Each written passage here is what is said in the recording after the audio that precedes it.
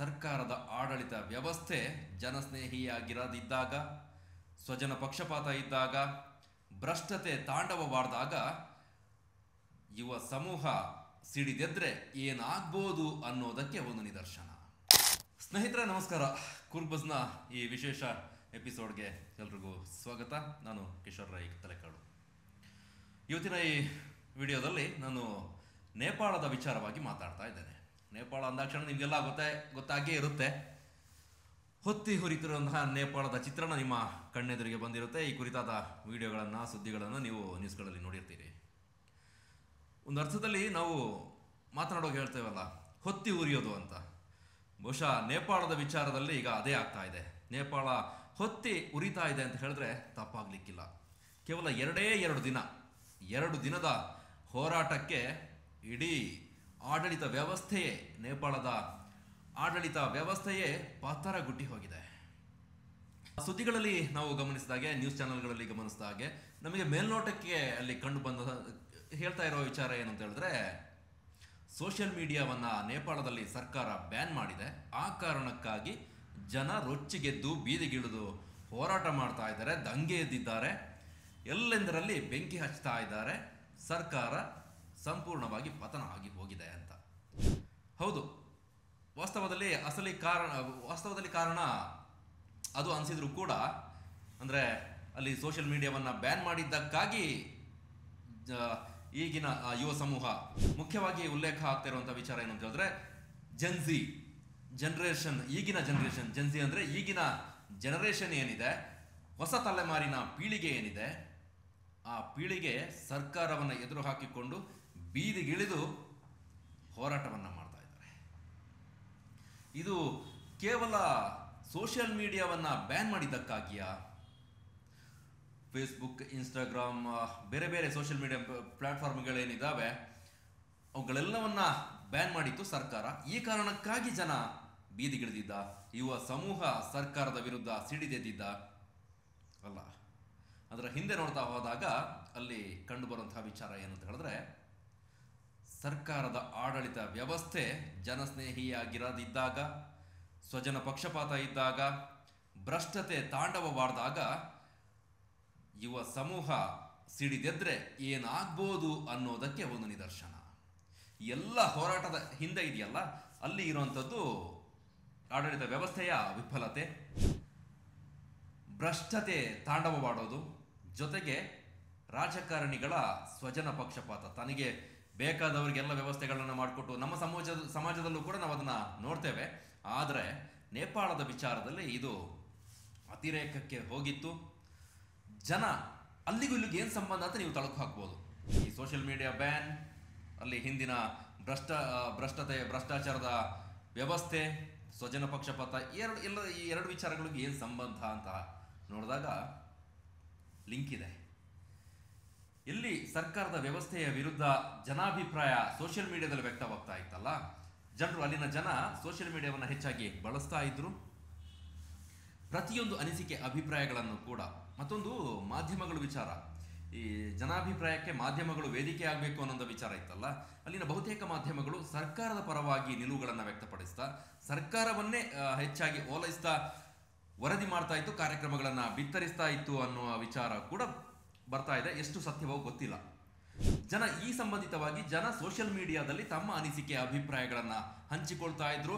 ಸರ್ಕಾರದ ಭ್ರಷ್ಟತೆಯನ್ನ, ಅಲ್ಲಿನ ರಾಜಕಾರಣಿಗಳ ಭ್ರಷ್ಟತೆಯನ್ನ ಪ್ರಶ್ನೆ ಮಾಡ್ತಾ ಇದ್ರು. ನಿರಂತರವಾಗಿ ತಮ್ಮ ನಿಲುವುಗಳನ್ನು ಸಾಮಾಜಿಕ ಜಾಲತಾಣಗಳಲ್ಲಿ ವ್ಯಕ್ತಪಡಿಸ್ತಾ ಬರ್ತಾ ಇದ್ರು. ಇದು ಸರ್ಕಾರಕ್ಕೆ ಎಲ್ಲೋ ಇರಿಸುಮುರಿಸು ತರ್ತಾ ಇತ್ತು. ಹೇಗಾದರೂ ಮಾಡಿ ಇದನ್ನು ನಿಯಂತ್ರಣಕ್ಕೆ ತರಬೇಕಲ್ಲ. ಆ ಸಂದರ್ಭದಲ್ಲಿ ಯೋಚನೆ ಮಾಡಿದಾಗ ಸರ್ಕಾರಕ್ಕೆ ತಲೆಗೆ ಹೊಡೆದಂತಹ ಉಪಾಯ ಏನು ಅಂತ ಹೇಳಿದ್ರೆ, ಈ ಸೋಷಿಯಲ್ ಮೀಡಿಯಾವನ್ನು ಬ್ಯಾನ್ ಮಾಡೋದು. ಆದರೆ ಬ್ಯಾನ್ ಮಾಡೋದು ಅಷ್ಟು ಸುಲಭನಾ? ಇಲ್ಲ. ಅಲ್ಲಿ ಒಂದಷ್ಟು ಟೆಕ್ನಿಕಲ್ ರೀಸನ್ಗಳನ್ನು ಸರ್ಕಾರ ಕಲೆ ಹಾಕ್ಕೊಳ್ತದೆ. ಏನು ಅಂತ ಹೇಳಿದ್ರೆ, ಮುಖ್ಯವಾಗಿ ಅಲ್ಲಿ ಈ ಸೋಷಿಯಲ್ ಮೀಡಿಯಾಗಳಿದಾವಲ್ಲ, ಬಹುತೇಕ ಸಾಮಾಜಿಕ ಜಾಲತಾಣಗಳ ಈ ಪ್ಲಾಟ್ಫಾರ್ಮ್ಗಳು ಅಮೇರಿಕಾ ಬೇಸ್ಡ್ ಆಗಿರುವಂತಹ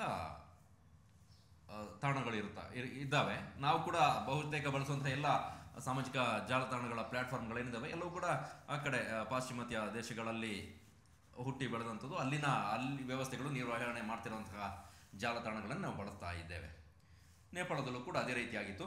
ಆದರೆ ಅಲ್ಲಿನ ಸರ್ಕಾರ ಒಂದು ಆದೇಶವನ್ನು ಮಾಡುತ್ತೆ, ಯಾವುದೆಲ್ಲ ಜಾಲತಾಣಗಳಿದ್ದಾವೆ ನಮ್ಮ ಇಲ್ಲಿ ನೋಂದಣಿ ಮಾಡಿಕೊಳ್ಬೇಕು, ನಮ್ಮ ಆಡಳಿತ ವ್ಯವಸ್ಥೆಯ ಒಳಗೆ ನೋಂದಣಿ ಮಾಡಿಕೊಳ್ಬೇಕು ಅನ್ನೋಂತಹ ಆದೇಶವನ್ನು ಕೊಡುತ್ತೆ. ಜೊತೆಗೆ ಯಾರು ನೋಂದಣಿ ಮಾಡಿಕೊಳ್ಳೋದಿಲ್ವೋ ಅಂಥವುಗಳನ್ನು ಬ್ಯಾನ್ ಮಾಡ್ತೇವೆ ಅಂತ ಕ್ರಮಕ್ಕೆ ಮುಂದಾಗುತ್ತೆ, ಕ್ರಮವನ್ನು ಕೂಡ ಕೈಗೊಳ್ಳುತ್ತೆ. ಅಲ್ಲಿವರೆಗೆ ಜನ ಸೋಷಿಯಲ್ ಮೀಡಿಯಾದಲ್ಲಿ ತಮ್ಮ ಅನಿಸಿಕೆಗಳನ್ನ ಹೇಳ್ಕೊಂಡು ಬರ್ತಾ ಇದ್ರು, ಅಭಿಪ್ರಾಯಗಳನ್ನು ವ್ಯಕ್ತಪಡಿಸ್ತಾ ಇದ್ರು. ಯಾವಾಗ ಈ ಸೋಷಿಯಲ್ ಮೀಡಿಯಾವನ್ನು ಬ್ಯಾನ್ ಮಾಡ್ತು, ಅಲ್ಲಿಗೆ ಜನಾಕ್ರೋಶ ಸ್ಫೋಟಗೊಳ್ಳೋದಕ್ಕೆ ಶುರುವಾಯಿತು. ಇದೊಂದು ರೀಸನ್ ಅಷ್ಟೇ. ಸರ್ಕಾರದ ವಿರುದ್ಧ ಮೊದಲೇ ಅಲ್ಲಿನ ವ್ಯವಸ್ಥೆಯ ವಿರುದ್ಧ ಅಭಿಪ್ರಾಯ ಇತ್ತು, ಆದರೆ ಸ್ಫೋಟಗೊಂಡಿರಲಿಲ್ಲ. ತಮ್ಮ ವೇದಿಕೆಗಳಿಗೆ ಹಂಚಿಕೊಳ್ತಾ ಇದ್ರು. ಸರ್ಕಾರ ಈ ಮೂಲಕ ನಿಯಂತ್ರಣ ಹೇರೋದಕ್ಕೆ ಮುಂದಾಯ್ತಲ್ಲ ಸೋಷಿಯಲ್ ಮೀಡಿಯಾ ಪ್ಲಾಟ್ಫಾರ್ಮ್ಗಳನ್ನು, ಅಲ್ಲಿ ಜನರ ಆಕ್ರೋಶ ಒಡೆದೋಯ್ತು. ಎಲ್ಲ ಬೀದಿಗಿಳಿಯೋದಕ್ಕೆ ಶುರು ಮಾಡಿದ್ರು. ಇಡೀ ಒಂದು ರೀತಿಯಲ್ಲಿ ಅಲ್ಲಿನ ಜನ ಸಮೂಹವೇ ಹೊರಬಂತು. ಯುವ ಸಮೂಹ ಏನಿದೆ ಕಂಪ್ಲೀಟಾಗಿ ಬೀದಿಗೆ ಇಳಿದ್ರು. ಅಲ್ಲಿನ ಜನಸಂಖ್ಯೆ ಏನು ಇಲ್ಲ ಅಂತ ಹೇಳಿದ್ರೆ ಇರೋವಂಥದ್ದು ಒಂದು 3 ಕೋಟಿ ಜನರು ಇರ್ಬೋದು ಅಂತ ಲೆಕ್ಕಾಚಾರ.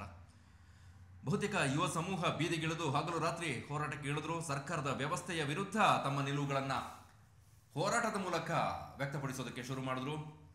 ಸರ್ಕಾರಕ್ಕೆ ಆ ಕ್ಷಣಕ್ಕೆ ಏನು ಮಾಡಬೇಕು ಅಂತ ಗೊತ್ತಾಗಲಿಲ್ಲ. ನಿಯಂತ್ರಣಕ್ಕೆ ತರೋದಕ್ಕೆ ಆರ್ಮಿಗೆ ಸೂಚನೆಯನ್ನು ಕೊಟ್ಟರು. ಖುದ್ದು ಪ್ರಧಾನಿಯೇ ಆರ್ಮಿಯನ್ನು ಮುಂದಕ್ಕೆ ಕಳಿಸಿ ನಿಯಂತ್ರಣಕ್ಕೆ ತರೋದಕ್ಕೆ ಮುಂದಾದರು. ಬಟ್ ಜನ ಮಾತ್ರ ಡೋಂಟ್ ಕೇರ್, ಯಾವುದಕ್ಕೂ ತಲೆ ಕೆಡಿಸ್ಕೊಳ್ಳಿಲ್ಲ, ಮುಂದೆ ಹೋಗ್ತಾ ಇದ್ರು. ಯಾವಾಗ ವಿಪರೀತವಾಗಿ ಪ್ರತಿಭಟನೆ ಮುಂದುವರಿಯುತ್ತಲ್ಲ, ಆ ಸಂದರ್ಭದಲ್ಲಿ ಸರ್ಕಾರ ಸೇನೆಗೆ ಆದೇಶವನ್ನು ಕೊಡುತ್ತೆ, ಕಂಡಲ್ಲಿ ಗುಂಡಿಕ್ಕುವಂತಹ ಆದೇಶ. ಅದು ಮತ್ತಷ್ಟು ಪ್ರಚೋದನೆಗೆ ಒಳಪಡಿಸ್ತು ಹೋರಾಟಗಾರರನ್ನ. ಈ ಆದೇಶ ಬಂದ ನಂತರದಲ್ಲಿ ಒಂದು 19 ಮಂದಿ ಯುವಕರು ಮೃತಪಡ್ತಾರೆ ಈ ದಾಳಿಯಲ್ಲಿ. ಅದಾದ ನಂತರದಲ್ಲಿ ಮತ್ತೊಂದು ಮಗ್ಗುಲಿಗೆ ಈ ಹೋರಾಟ ತಿರುಗುತ್ತೆ. ಕಂಡಲ್ಲಿ ಬೆಂಕಿ ಹಚ್ತಾರೆ. ಯಾವ ಅರ್ಥದಲ್ಲಿ ನಾವು ಆಲ್ರೆಡಿ ನೋಡಿದ್ದೇವೆ. ಪ್ರಧಾನಿಯನ್ನು ಲೆಕ್ಕಕ್ಕೆ ಇಟ್ಕೊಳ್ಳೋದಿಲ್ಲ, ಅಲ್ಲಿನ ಸಚಿವರುಗಳನ್ನು ಕೂಡ ಕೇರ್ ಮಾಡೋದಿಲ್ಲ, ರಾಷ್ಟ್ರಪತಿಯನ್ನು ಕೂಡ ಕೇರ್ ಮಾಡೋದಿಲ್ಲ. ಅವರುಗಳ ನಿವಾಸಕ್ಕೆ ತೆರಳಿ ಅಲ್ಲಿ ಬೆಂಕಿ ಹಚ್ತಾರೆ. ಸಚಿವರುಗಳು ಎಲ್ಲಿ ಕೈಗೆ ಸಿಗ್ತಾರೆ ಅವರ ಎಳೆದಾಡಿ ಹೊಡೆದಾಡದಂತಹ ವಿಡಿಯೋಗಳು ಕೂಡ ನಮ್ಮ ಕಣ್ಣೆದುರಿಗೆ ಇದ್ದಾವೆ. ಆ ಮಟ್ಟಕ್ಕೆ ಜನ ರೊಚ್ಚಿಗೆದ್ದಿದ್ರು, ಸಿಡಿದೆದ್ದಿದ್ರು. ನಾನು ಆಗಲೇ ಹೇಳಿದೆ, ಒಂದು ವ್ಯವಸ್ಥೆಯ ವಿರುದ್ಧ ಜನ ಸಿಡಿದಿದ್ರೆ ಏನಾಗ್ಬೋದು ಅಂತ. ಇಲ್ಲೂ ಕೂಡ ಅದೇ ರೀತಿ ಆಯಿತು. ಪ್ರಧಾನಿಯ ನಿವಾಸಕ್ಕೆ, ಸಂಸತ್ಗೆ ಬೆಂಕಿ ಇಟ್ಟರು, ರಾಷ್ಟ್ರಪತಿ ಭವನಕ್ಕೂ ಬೆಂಕಿ ಇಟ್ಟರು. ಎಲ್ರಿಗೂ ಕೂಡ ಒಂದು ರೀತಿಯಲ್ಲಿ ಜೀವ ಭಯ ಶುರುವಾಯಿತು.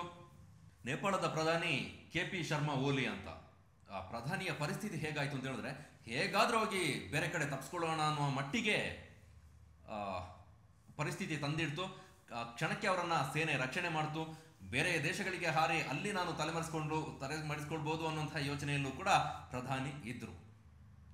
ಅದಾದ ನಂತರದಲ್ಲಿ 2 ದಿನ ನಿರಂತರ ಹೋರಾಟ ಆಯ್ತಲ್ಲ, ಕೊನೆಗೆ ಸರ್ಕಾರಕ್ಕೆ ವಿಧಿ ಇರಲಿಲ್ಲ.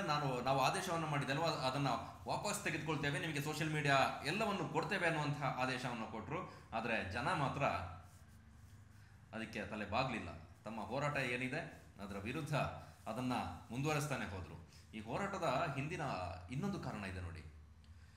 ನೇಪಾಳ ಈ ಪ್ರಜಾಪ್ರಭುತ್ವ ವ್ಯವಸ್ಥೆಗೆ ಬಂದು ಕೆಲವು ವರ್ಷಗಳಾಗಿದ್ದಷ್ಟೇ. 2008ರ ನಂತರದಲ್ಲಿ ಪ್ರಜಾಪ್ರಭುತ್ವ ವ್ಯವಸ್ಥೆಗೆ ತನ್ನನ್ನು ಒಗ್ಗಿಸಿಕೊಂಡಿತ್ತು. ಅದಕ್ಕಿಂತ ಮುಂಚಿತವಾಗಿ ಅಲ್ಲಿ ರಾಜಪ್ರಭುತ್ವ ಇತ್ತು. ಒಂದರ್ಥದಲ್ಲಿ ವಿಶ್ವದಲ್ಲೇ ಹಿಂದೂ ರಾಷ್ಟ್ರ ಅಂತ ಕರೆಸಿಕೊಳ್ಳುವಂತಹ ದೇಶ ನೇಪಾಳ ಆಗಿತ್ತು. ಅಲ್ಲಿ ರಾಜಪ್ರಭುತ್ವ ಶತಮಾನಗಳಿಂದ ನಡ್ಕೊಂಡು ಬಂದಿತ್ತು. ರಾಜವಂಶ ನೇಪಾಳವನ್ನ ಆಡಳಿತ ನಡೆಸ್ತಾ ಇತ್ತು. ಆ ಸಂದರ್ಭದಲ್ಲಿ ಈ ರಾಜವಂಶ ಆಡಳಿತ ಮಾಡ್ತಾ ಇರುತ್ತಲ್ಲ, ಅದರ ವಿರುದ್ಧ ಜನಾಭಿಪ್ರಾಯ ರೂಪುಗೊಳ್ಳುತ್ತೆ. ಮುಖ್ಯವಾಗಿ ನಾವು ಗಮನಿಸಬೇಕು ಏನು ಅಂತ ಹೇಳಿದ್ರೆ, ಈ ಮಾವೋ ಸಮೂಹ ಇದಲ್ಲ, ಮಾವೋವಾದಿಗಳು, ಈ ಕಮ್ಯುನಿಸ್ಟ್ ಬಣಗಳು, ಅವರು ರಾಜಪ್ರಭುತ್ವದ ವಿರುದ್ಧ ಜನಾಭಿಪ್ರಾಯವನ್ನು ರೂಪುಗೊಳಿಸ್ತಾರೆ. ಅದು ಹೇಗೆ ಅಂತ ಹೇಳಿದ್ರೆ, ಅಲ್ಲೂ ಕೂಡ ಇದೇ ರೀತಿಯಾದಂತಹ ಹೋರಾಟ ಆಗಿತ್ತು, ದಂಗೆ ಎದ್ದಿತ್ತು. ಯಾವಾಗ ಜನಾಭಿಪ್ರಾಯ ವ್ಯವಸ್ಥೆಯ ವಿರುದ್ಧ ಇರುತ್ತೋ ಕೊನೆಗೆ ರಾಜಪ್ರಭುತ್ವ ಅಂತ್ಯವಾಗುತ್ತೆ. ಅಂತ್ಯವಾದ ನಂತರದಲ್ಲಿ ಪ್ರಜಾಪ್ರಭುತ್ವ ವ್ಯವಸ್ಥೆ ಬರುತ್ತೆ. ಜನರಿಂದ ನಮ್ಮಲ್ಲಿ ಏನು ವ್ಯವಸ್ಥೆ ಇದೆ, ಗಣತಂತ್ರ ವ್ಯವಸ್ಥೆ, ಅದೇ ರೀತಿಯಾದಂತಹ ವ್ಯವಸ್ಥೆ ನೇಪಾಳದಲ್ಲಿ ಬರುತ್ತೆ.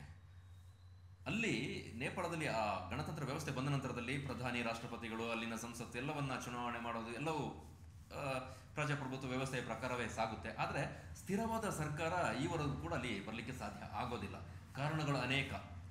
ಅಧಿಕಾರಕ್ಕೆ ಬಂದ ನಂತರ ಮಾವೋ ಸರ್ಕಾರ, ಕಮ್ಯುನಿಸ್ಟ್ ಸರ್ಕಾರ ಅಧಿಕಾರಕ್ಕೆ ಬರುತ್ತಲ್ಲ, ಅಧಿಕಾರಕ್ಕೆ ಬಂದ ನಂತರ ಮೊದಲು ಏನು ಹೇಳಿದ್ರು ನಾವು ನೇಪಾಳದ ಆಡಳಿತ ವ್ಯವಸ್ಥೆಯಲ್ಲಿ ಯಾವ ರೀತಿಯೆಲ್ಲ ಬದಲಾವಣೆಯನ್ನು ಮಾಡ್ತೇವೆ ಅಂತ, ಆದರೆ ಅದು ಅಲ್ಲಿ ಆಗೋದಿಲ್ಲ. ಹಾಗಾಗಿ ಅಲ್ಲೂ ಕೂಡ ಜನಾಭಿಪ್ರಾಯ ಭಿನ್ನ ರೀತಿಯಲ್ಲಿ ವ್ಯಕ್ತವಾಗೋದಕ್ಕೆ ಶುರುವಾಗುತ್ತೆ. ಅದು ಬರ್ತಾ ಬರ್ತಾ ಬರ್ತಾ ಬರ್ತಾ ಹೆಚ್ಚಾಗ್ತಾನೆ ಹೋಗುತ್ತೆ. ಎಲ್ಲೂ ಕೂಡ ಅದು ಕಂಟ್ರೋಲ್ಗೆ ಸಿಗೋದಿಲ್ಲ. ಅಲ್ಲಿ ಅಧಿಕಾರಕ್ಕೆ ಬಂದವರು ಕೂಡ ಭ್ರಷ್ಟಾಚಾರದಲ್ಲಿ ತೊಡಗಿಕೊಳ್ಳೋದು, ಕಂಪ್ಲೀಟ್ ವ್ಯವಸ್ಥೆಯನ್ನೇ ಬೇರೆ ಬೇರೆ ರೀತಿಯಾದಂತಹ ಭ್ರಷ್ಟತೆ ಅಲ್ಲಿ ತಾಂಡವವಾಡೋದಕ್ಕೆ ಶುರುವಾಗುತ್ತೆ. ಜನರಿಗೂ ಕೂಡ ಸಹಿಸ್ಕೊಳ್ಳೋದಕ್ಕೆ ಆಗೋದಿಲ್ಲ. ಮೊದಲಿದ್ದಂತಹ ವ್ಯವಸ್ಥೆಯನ್ನ ಧಿಕ್ಕರಿಸಿ ಈ ವ್ಯವಸ್ಥೆಯನ್ನು ತಂದುಕೊಟ್ರು, ನಮಗೆ ಏನಾದರೂ ಬದಲಾವಣೆ ಇರುತ್ತೆ ಅನ್ನುವಂಥ ನಿಟ್ಟಿನಲ್ಲಿ. ಆದರೆ ಇಲ್ಲೂ ಕೂಡ ಅದಕ್ಕಿಂತ ತದ್ವಿರುದ್ಧವಾದಂತಹ ವ್ಯವಸ್ಥೆಗಳು ನಮಗೆ ಅವರಿಗೆ ಕಾಣೋದಕ್ಕೆ ಸಿಗುತ್ತೆ. ಜನ ಹಿಂದೆ ಇದ್ದಂತಹ ವ್ಯವಸ್ಥೆಗೂ ಈಗಿನ ವ್ಯವಸ್ಥೆಗೂ ಏನು ದೊಡ್ಡ ಮಟ್ಟಿನ ಬದಲಾವಣೆ ಆಗೋದಿಲ್ಲ, ನಿರೀಕ್ಷೆಗಿಂತ ಬೇರೆ ರೀತಿಯಲ್ಲೇ ಸಾಗ್ತಿದೆ ಅನ್ನುವಂತಹ ಮನೋಭಾವನೆ ಬರುತ್ತಲ್ಲ, ಆಗ ಈ ವ್ಯವಸ್ಥೆಯ ವಿರುದ್ಧ ಅಲ್ಲಿ ಯಾವಾಗ ರಾಜಪ್ರಭುತ್ವದ ವ್ಯವಸ್ಥೆಯ ವಿರುದ್ಧ ಧ್ವನಿ ಎದ್ದಿತ್ತಲ್ಲ, ಸೇಮ್ ಪುನರಾವರ್ತನೆ ಆಗುತ್ತೆ. ಇಲ್ಲಿ ಪ್ರಜಾಪ್ರಭುತ್ವ ವ್ಯವಸ್ಥೆಯ ವಿರುದ್ಧ, ಪ್ರಧಾನಿಯ ವಿರುದ್ಧ, ಅಲ್ಲಿನ ಸರ್ಕಾರದ ವಿರುದ್ಧ ಜನಾಭಿಪ್ರಾಯ ರೂಪುಗೊಳ್ಳೋದಕ್ಕೆ ಶುರುವಾಗುತ್ತೆ. ಅದು ಬಂದು ಬಂದು ಬಂದು ಈ ಹಂತಕ್ಕೆ ಬಂದು ನಿಂತಿದೆ. ಕರ್ಮ ರಿಟರ್ನ್ಸ್ ಅಂತ ಹೇಳ್ತೇವಲ್ಲ, ಕಮ್ಯುನಿಸ್ಟ್ ವ್ಯವಸ್ಥೆಗಳು ರಾಜಪ್ರಭುತ್ವದ ವಿರುದ್ಧ ಜನಾಭಿಪ್ರಾಯವನ್ನು ರೂಪುಗೊಳಿಸಿತ್ತು, ಅದೇ ರೀತಿಯಾದಂತಹ ವ್ಯವಸ್ಥೆ ಇವರಿಗೂ ಬಂದು ಉಲ್ಟಾ ಹೊಡೆಯೋದಕ್ಕೆ ಶುರುವಾಗುತ್ತೆ. ತನ್ನ ವಿರುದ್ಧ ಜನಾಭಿಪ್ರಾಯ ರೂಪುಗೊಂಡಾಗ ಸರ್ಕಾರ ಕೊನೆಗೆ ಪತನವಾಗಬೇಕಾದಂತಹ ಪರಿಸ್ಥಿತಿ, ಪ್ರಧಾನಿಯೇ ರಾಜೀನಾಮೆ ಕೊಟ್ಟು ಇಳಿಬೇಕಾದಂತಹ ಪರಿಸ್ಥಿತಿ ಬಂದು ಬಿಡುತ್ತೆ. ಸದ್ಯಕ್ಕೆ ಈಗ ನೇಪಾಳದಲ್ಲಿ ಎಲ್ಲೆಂದರಲ್ಲಿ ಹೊತ್ತಿ ಹುರಿತಿದ್ದಂತಹ ವ್ಯವಸ್ಥೆಯನ್ನ ಸೇನೆ ಹಿಡಿತಕ್ಕೆ ತೆಗೆದುಕೊಂಡಿದೆ. ಸೇನೆಯ ಆಡಳಿತ ಅಲ್ಲಿ ಸದ್ಯದ ವ್ಯವಸ್ಥೆಯಲ್ಲಿ ಇದೆ. ಒಂದಷ್ಟು ಹಿಡಿತಕ್ಕೆ ತಂದಿದ್ದಾರೆ ಅಂತಲೇ ಹೇಳ್ಬೋದು ಆ ನೇಪಾಳವನ್ನ. ಅದರ ಮುಂದೆ ಹೇಗೆ ಸಾಗುತ್ತೆ ಅನ್ನೋದು ಗೊತ್ತಿಲ್ಲ.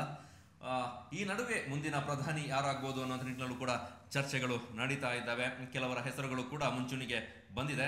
ಅದರಲ್ಲಿ ಒಬ್ಬ ವ್ಯಕ್ತಿಯ ಹೆಸರು ಹೆಚ್ಚು ಚಾಲ್ತಿಯಲ್ಲಿದೆ. ಕಠ್ಮಂಡುವಿನಲ್ಲಿ ಮೇಯರ್ ಆಗಿ ಕಾರ್ಯನಿರ್ವಹಿಸ್ತಿರುವಂತಹ ಬಲೇನ್ ಅಲಿಯಾಸ್ ಅವ್ರನ್ನ ಬಲೇಂದ್ರ ಅಂತ ಕೂಡ ಕರೀತಾರೆ. ಅಲ್ಲಿ ಮೇಯರ್ ಆಗಿದ್ದಾರೆ. ಅವರು ಜಸ್ಟ್ 30-35 ವರ್ಷ ಇರ್ಬೋದು.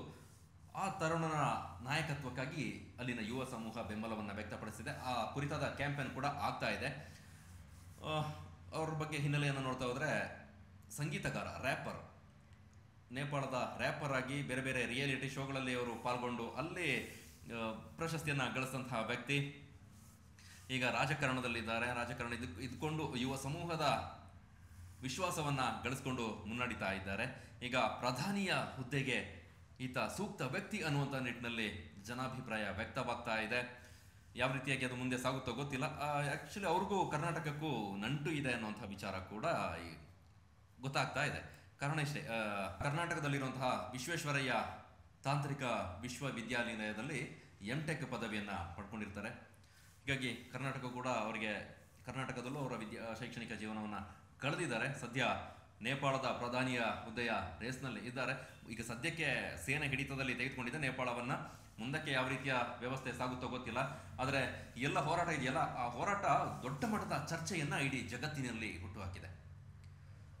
ಆಡಳಿತ ವ್ಯವಸ್ಥೆಯ ವಿರುದ್ಧ ಜನ ಸಿಡಿದಿದ್ರೆ ಇದನ್ನ ಸಮರ್ಥನೆ, ಅದನ್ನು ಬೆಂಬಲಿಸಬೇಕು ಅಥವಾ ಯಾವ ರೀತಿ, ಅದು ನಿಮ್ಮ ನಿಲುವಿಗೆ ನಾನು ಬಿಡ್ತೇನೆ. ಒಂದು ವ್ಯವಸ್ಥೆಯ ವಿರುದ್ಧ ಜನ ಸಿಡಿದಿದ್ರೆ ಏನಾಗ್ಬೋದು ಅನ್ನೋದಕ್ಕೆ ನಿದರ್ಶನ ಆಡಳಿತ. ಈ ಹಿಂದೆ ನಾವು ಬೇರೆ ಬೇರೆ ರಾಷ್ಟ್ರಗಳಲ್ಲಿ ನೋಡಿದ್ವಿ. ಬಾಂಗ್ಲಾದೇಶದಲ್ಲಿ, ಶ್ರೀಲಂಕಾದಲ್ಲಿ ಈ ರೀತಿಯಾದಂತಹ ದಂಗೆ ಎದ್ದು ಜನ ಆಡಳಿತ ವ್ಯವಸ್ಥೆಯ ವಿರುದ್ಧವೇ ಎದ್ದಂತಹ ಪ್ರಕರಣ, ಚಿತ್ರಣ, ಸನ್ನಿವೇಶ ನಮ್ಮ ಕಣ್ಣೆದುರಿಗೆ ಈಗಲೂ ಕೂಡ ಇದೆ. ಈಗ ಮತ್ತೆ ಅದು ನಮ್ಮ ನೆರೆಯ ರಾಷ್ಟ್ರ ಭಾರತದ ಜೊತೆಗೆ ಬೇರೆ ಬೇರೆ ವಿಚಾರದಲ್ಲಿ ಉತ್ತಮ ಒಡನಾಟವನ್ನು ಇರುವಂತಹ ಜನಸಮೂಹ ಅಲ್ಲಿ ಇದೆ. ಬಹುತೇಕ ಅಲ್ಲಿನ ಮಂದಿ ಭಾರತದಲ್ಲೂ ಕೂಡ ತಮ್ಮ ಜೀವನವನ್ನು ಸಾಗಿಸ್ತಾ ಇದ್ದಾರೆ. ಬೇರೆ ಬೇರೆ ಕೆಲಸಗಳಲ್ಲಿ ತೊಡಗಿಸಿಕೊಂಡು ಜೀವನವನ್ನು ಮುಂದುವರಿಸ್ತಾ ಇದ್ದಾರೆ. ಸದ್ಯಕ್ಕೆ ಆಡಳಿತಾತ್ಮಕವಾಗಿ ಅಷ್ಟು ಇರದಿದ್ರೂ ಕೂಡ ಅದರ ಆಚೆಗೆ ಭಾವನಾತ್ಮಕವಾದ ಸಂಬಂಧ ನೇಪಾಳ ಹಾಗೆ ಭಾರತಕ್ಕೆ ಇದೆ. ಈಗಿನ ಪರಿಸ್ಥಿತಿಯನ್ನು ರಾಜಕೀಯವಾಗಿ ಜೊತೆಗೆ ಬೇರೆ ಬೇರೆ ಆಯಾಮದಲ್ಲಿ ವಿಶ್ಲೇಷಣೆ ಮಾಡಲಾಗ್ತಾ ಇದೆ. ಮುಂದಕ್ಕೆ ಯಾವ ದಿಕ್ಕಿನಲ್ಲಿ ಈ ದಂಗೆ, ಈ ಬೆಳವಣಿಗೆ ಸಾಗುತ್ತೋ ಗೊತ್ತಿಲ್ಲ. ನೋಡೋಣ, ಏನಾದರೂ ಅಪ್ಡೇಟ್ಸ್ ಇದ್ದಾಗ ನಿಮ್ಮ ಜೊತೆಗೆ ಹಂಚ್ಕೊಳ್ತೇನೆ. ಸದ್ಯಕ್ಕೆ ಇದಿಷ್ಟು. ನಮ್ಮ ಚಾನಲ್ನ ಯಾರಾದರೂ ಫಸ್ಟ್ ಟೈಮ್ ನೋಡ್ತಾ ಇದ್ದರೆ ಸಬ್ಸ್ಕ್ರೈಬ್ ಮಾಡ್ಕೊಳ್ಳಿ, ಫೇಸ್ಬುಕ್ ಇನ್ಸ್ಟಾಗ್ರಾಮ್ನಲ್ಲೂ ಫಾಲೋ ಮಾಡ್ಕೊಳ್ಳಿ. ಮತ್ತೆ ಮುಂದಿನ ಕಂಟೆಂಟ್ನಲ್ಲಿ ಸಿಗೋಣ. ಅಲ್ಲಿವರೆಗೂ ಎಲ್ರಿಗೂ